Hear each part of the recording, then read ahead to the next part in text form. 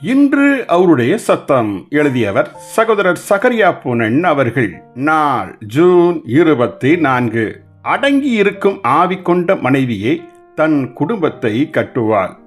குடும்பத்தில் உள்ள மனைவியர்கள் தங்கள் ஆவிக்குரிய ஜீவியத்தில் திடன் கொண்ட மனைவியராய் மாற விரும்பினால் அடங்கியிருக்கும் ஆவியை எல்லா சூழ்நிலையிலும் பெற்றுக்கொள்ளும்படி நாட வேண்டும். தனக்கு தரப்பட்ட ஆளுகைக்கு அடங்கியிருக்கும் ஆவி கிறிஸ்துவின் ஆவியே ஆகும்.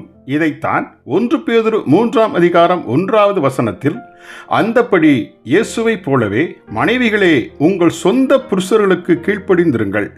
இவ்வாறு அடங்கி கீழ்ப்படிந்திருப்பதில் வல்லமை இருக்கிறபடியால் உங்கள் புருஷர்கள் திருவசனத்திற்கு கீழ்ப்படியாதவர்களாய் இருந்தாலும் அப்படிப்பட்டவர்களுக்கும் எப்போதும் அடங்கியிருங்கள் என கூறப்பட்டிருப்பதை காண்கிறோம். புத்தியுள்ள ஸ்திரீ தன் வீட்டை கட்டுகிறாள், புத்தியில்லாத ஸ்திரீயோ தன் கைகளால் அதை இடித்து போடுகிறாள்.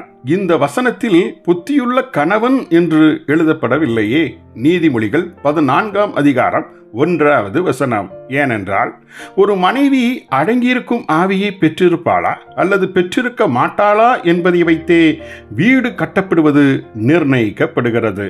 தன் வீட்டில் தேவனுடைய பிரதிநிதியாய் இருக்கும் தன் கணவனின் ஆளுகைக்கு விரோதமாய் ஒரு ஸ்திரீ முரட்டாட்ட ஆவியை கொண்டிருந்தால் அவள் உண்மையில் தன் சொந்த வீட்டையே இடித்து போடுகிறவள். இது போன்றவளை புத்தியில்லாத அல்லது பைத்தியம் போன்ற ஸ்திரீ என கூறுவதில் எவ்வித பிழையும் இல்லை. ஏனெனில் இவள் தன் வீட்டு ஜன்னல்களையும் சுவர்களையும் ஓர் பைத்தியத்தை போல் உடைத்து இடித்து கொண்டிருக்கிறாள். ஞானமுள்ள அடங்கியிருக்கும் ஆவியுடைய மனைவியர் கொண்ட நல்ல பக்தியுள்ள குடும்பங்களாய் திரளான கிறிஸ்தவ குடும்பங்கள் கட்டப்பட தேவன் கிருபை செய்வாராக. ஜெபிப்போமா.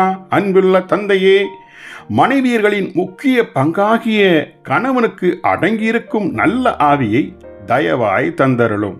இயேசுவின் நாமத்தில் ஆமேன்.